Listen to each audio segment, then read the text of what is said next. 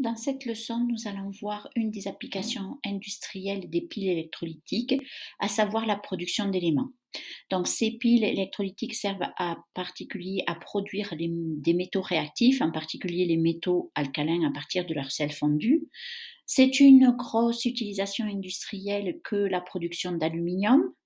Et ensuite, vous avez à votre programme et on va aborder cette production des éléments à partir de cet exemple-là, c'est-à-dire l'électrolyse du chlorure de sodium.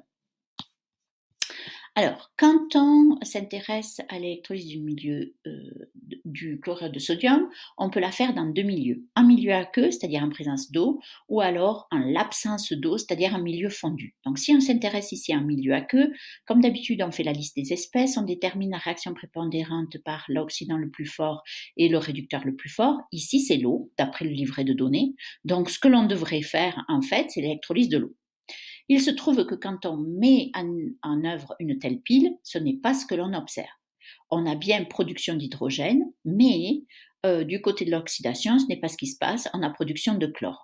Alors, comment comprendre ça? Déjà, c'est ce qu'on appelle l'exception du chlore, et cette exception, elle vient du tableau qui est dans votre livret de données, et de la différence entre les potentiels de demi-pile fournis par les mesures avec l'électrode H plus H2, et puis les potentiels réels.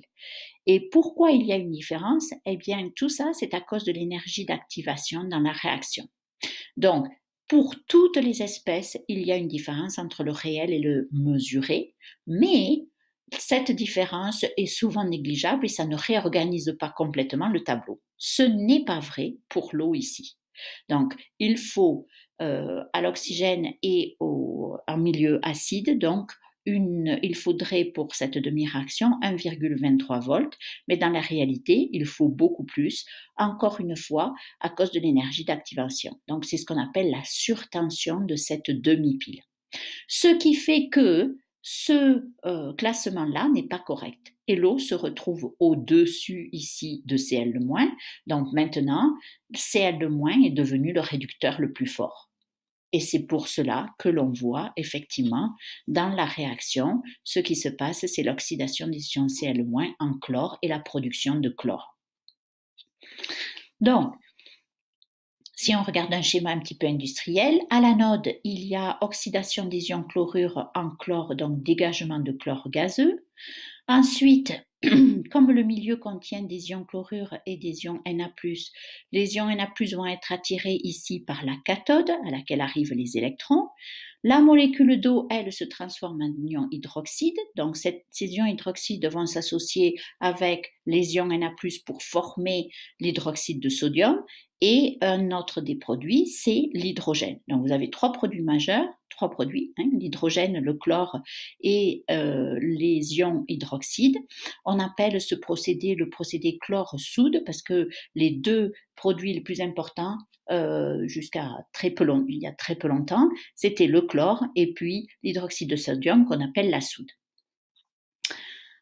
Donc, si vous faites en revanche l'électrolyse en milieu fondu, il n'y a plus d'eau.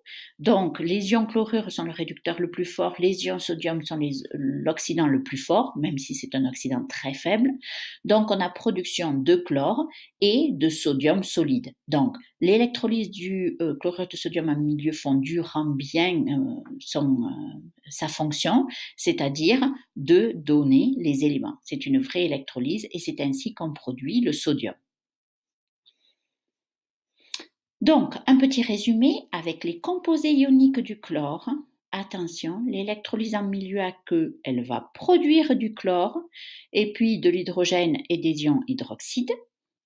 En milieu fondu, elle va aussi produire du chlore et le métal.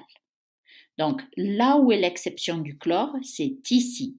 On ne devrait pas avoir, d'après le livret de données, production du chlore en l'anode, mais c'est ce que l'on observe à cause de la surtension de la pile, de la demi-pile avec l'eau.